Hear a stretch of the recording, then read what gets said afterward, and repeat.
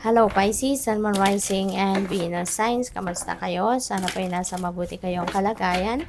Welcome back po sa Star Tarot. At kung bago kayo rito, welcome din po kayo. Please subscribe, like, share my videos, and leave me a comment kung nakaresonate po kayo. Thank you. So, tingnan natin kung ano yung mga mensahe para sa inyo, Pisces. We have 6 of Swords, which is really good. Kasi moving on energy ito. You are definitely going to move forward with your life. You're going to move on with your life dito, and you are ready to explore new places, new situations dito na mas magiging masaya ka, mas magiging maganda ang sitwasyon mo sa buhay, yung gano'n, ano? So, this is really beautiful. Kasi galing ka dito sa madilim, no? Madilim na sitwasyon sa buhay. You are coming out of the toxicity. You're coming out of the challenging situation in your life, you know, at papunta ka dito sa pagharap sa bagong sitwasyon sa buhay ninyo. This is new beginning. Maybe you are also going to travel somewhere. Pwedeng meron ditong relocation. So, travel definitely is going to be to be happening, no? So, we have 5 of Wands. Competition, debate, defense. Baka merong dito. Baka nagkaroon kayo rito ng pakikipag baka meron kayong away, no, dito.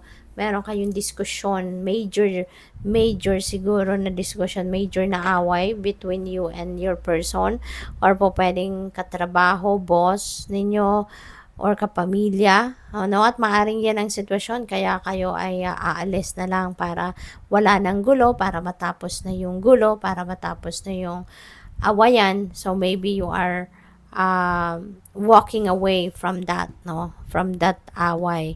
Kaya siguro kayo move on na lang from this situation para wala na, no? No strings attached, para wala nang dahilan para kayo ay ma-stress pa, both of you. Kaya maaring ikaw na lang ang magsasakripisyo at aalis na lang kayo, no? So po pwedeng may ganong ganap dito. For some of you po pwede rin naman na ibang sitwasyon yan for others, okay? So we have the Ace of Swords. You are going to make a decision dito na pwedeng ito yon, no? Na para maayos na ang lahat, diba? Para na lang na mabago na ang sitwasyon for the better, kayo na lang ang sasakripisyo, kayo na lang ang aalis para hindi ka na rin ma-stress, hindi na rin magka-problema ang kung sino man dito yung kaaway ninyo or nakadiskusyon ninyo. So, Ace of Swords is a new beginning. You're definitely going to start a new life. Kung saan man kayo papunta, you're going to start a new life there, no? So, this is change coming up, no? Pero, maganda na to kasi matatahimik na din kayo, 'di ba? You are going to find peace, no, and harmony within yourself, which is yun ang mas importante sa iyo. Kasi magaling ka naman, madiskarte ka naman. Kung trabaho related yan, naiiwanan ninyo diyan, makakakuha ka pa rin naman ng ibang trabaho, no, na po pwedeng mas mabuti pa, mas maganda pa kaysa sa dito sa iiwanan ninyo, no? So, what else? We have house. Ang iba sa inyo rito is really going to leave your house, siguro, no? Baka pamilya, no? Baka problema sa pamilya ito. Baka yung nakikaaway ninyo rito kapamilya ninyo. At para hindi magkasira-sira, no? Kasi madadamay pa siguro ang ibang kapamilya, kaya maaring, ayun, aalis ka na lang. So, po pwedeng ganon. Ang iba naman sa inyo, baka you are going to, build your own house. Baka ang iba sa inyo rito, ito na yung dream ninyo coming to fruition, na magpapatayo na kayo ng bahay or nakabili kayo ng bahay. Maybe you're going to renovate your house. Pwede rin ganun ang ganap dito for some of you. Kaya good luck din and congrats. So we have fish. Swerte ito.